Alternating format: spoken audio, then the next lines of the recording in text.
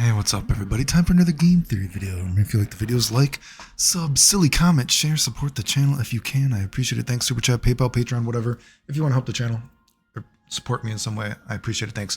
So coincidentally enough, I was making that video, or I made that video about the magnetic sort of pull that new fighting games have and that heavy weight sort of that are in games. And I was using examples of how, you can't even hurricane kick backwards in a new school game, right? But games like Super Turbo, coincidentally enough, you would tend to lean towards Zangief beats a character like Ryu. Not like it's a counter character, but you would lean towards Zangief beats Ryu. And coincidentally enough, just in this recent tournament in Japan for Super Turbo, we see Zangief beating Ryu and Ken. And he also shows some stuff that I've talked about. If we're comparing the heaviness and the magnetic pull of, say, new games to old school games, I've talked about that something that was actually that I don't ever see talked about when you see about really in-depth old school sort of footsies and Super Turbo and just Street Fighter 2 in general is the magnetic pull that proximity blocking causes, right? And go watch all my footsie videos because it's more nuanced than anything else I've ever seen anyone post on the internet about old school Street Fighter. But let's look at some of that magnetic pull. And even though a character like Ryu has a tiger knee backwards, hurricane kick, etc., guess what? He can't always run away from Zangief. Zangief technically probably a little bit of an advantage versus Ryu, many people say. So let's look at this, and I'm going to show another clip that I've talked about, right? So we see Zangief right here, right? Watch what happens.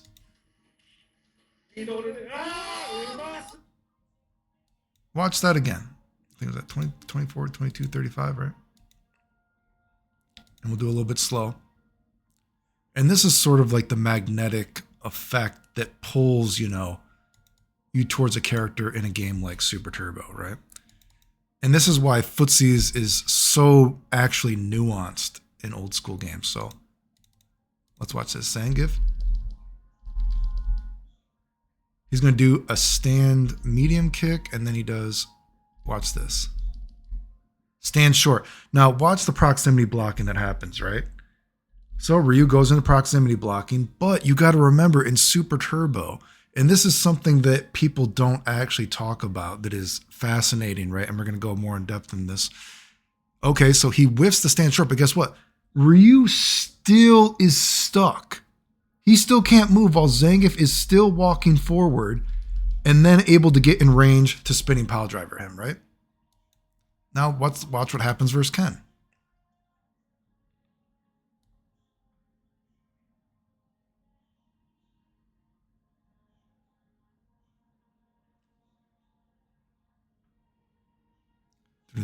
Going through it. Oh, and you're going to see it. It's going to happen again. Oh, it happened again. Now let's watch this if you don't actually know, and this is why I say that old school Street Fighter and the way that footsies and neutral actually work is actually much more fascinating than new school games. So let's watch this. We have Zangief versus Ryu, right? Let's say if Ryu, I try to set the same distance, right? Is it playing? If I don't do anything, if I don't press back, I can walk away from the spinning pile driver in that distance, okay? Did you see that? Now let's watch this. If I whiff a move, I can walk away from the spinning pile driver, right? Boom. If I don't do anything, if I whiff a move, I can walk away, right? Now let's remember some footsie stuff. Remember, we're thinking about old school traditional Street Fighter. We have stuff like mash on duck short, which is where people came up with footsies in the first place. It's why you said footsies, like you were playing footsies with somebody, right? Because that was Ryu's checking tool, right? And even if it doesn't beat Zangief's stand short, right, it still has a chance of beating him when he comes to walk in for the spinning pile driver. And of course, you might lean towards, you do have stand or duck medium punch, which can beat the stand short, but it's more of a tool to check the stand medium kick. But the problem with that is because it's slower, then you run the risk of you recovering and you get spinning pile driver when you're in this sort of neutral situation where you might be trying to footsie Zangief, right? Now let's watch this. Again, remember what just happened. If we don't do anything, we can walk away from the spinning pile driver. If we whiff a move, we can walk away from the spinning pile driver. If we're mashing on duck short to try to check maybe one of his attacks, we can walk away, right? And duck medium punch, you're kind of half-half, right? But let's watch what happens here. If I respect the stand short and I try to just hold back, I can't walk away from the spinning pile driver. Because the game has that lag when you do proximity blocking that it allows the attacker, right? It is advantageous to the attacker rather than the person trying to block an attack that is not hitting them. Watch this again. See, I'm starting to move forward before I can even walk away. Did you see that? And God forbid that you duck, because remember in old school Street Fighter, when you duck, right, there's lag time just to standing up before the game will allow you to do something. So watch this. If I were to respect a duck short there, oh my God, look at that. He's walking in before I can even start to walk backwards to get away from the spinning pile driver, right? So again, we have this, see, I can walk away.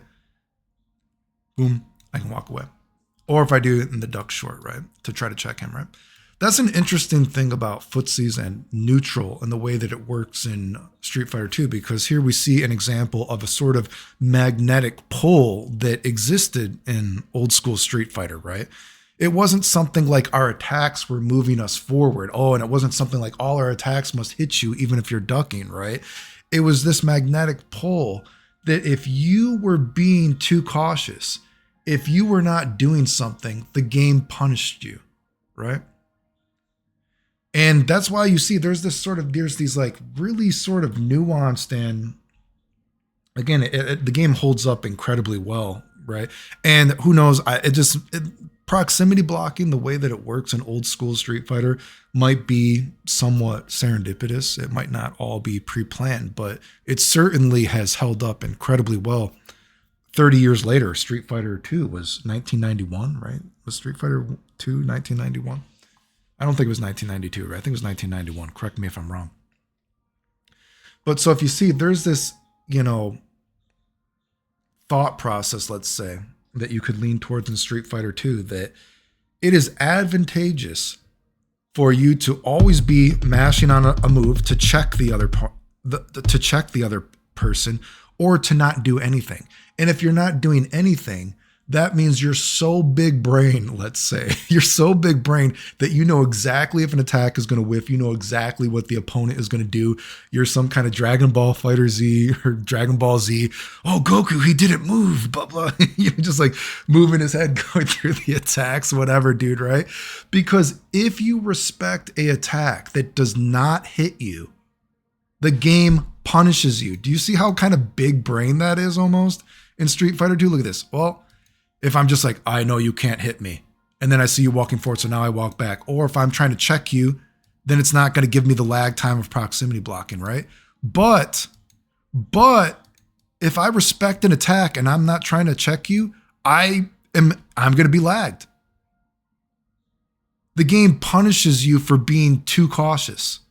Isn't that crazy? The game is punishing you for being too cautious, and it creates this magnetic pull towards the characters. And it's not a forced magnetic pull.